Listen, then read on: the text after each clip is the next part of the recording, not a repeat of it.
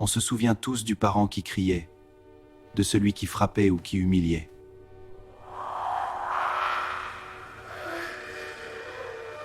Il est le méchant tout désigné de l'histoire.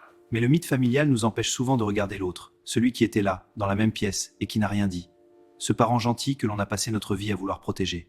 Le parent complice, ou enableur, est le pilier du système. Par sa passivité, il valide l'abus. En ne s'opposant pas, il envoie un message dévastateur à l'enfant. Ce que tu subis n'est pas assez grave pour que je prenne le risque de te défendre. Son silence est une seconde blessure, souvent plus profonde que la première. Le mythe se nourrit d'un mensonge, celui de l'impuissance.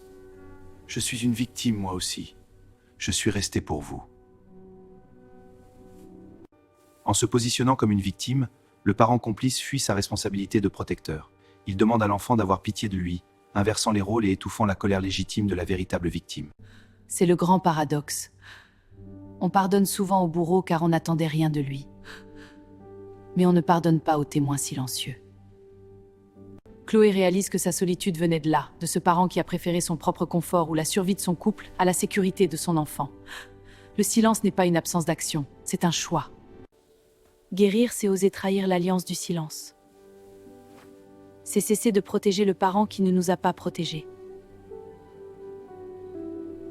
En mettant des mots sur cette complicité, Chloé récupère sa réalité. Elle comprend qu'elle n'est pas obligée de porter la culpabilité d'un adulte qui a choisi de regarder ailleurs. La vérité est le seul remède contre la lâcheté. Le pire parent n'est pas toujours celui qui frappe, c'est parfois celui qui regarde sans rien dire. Bienvenue sur le mythe familial. Abonnez-vous pour décrypter l'invisible.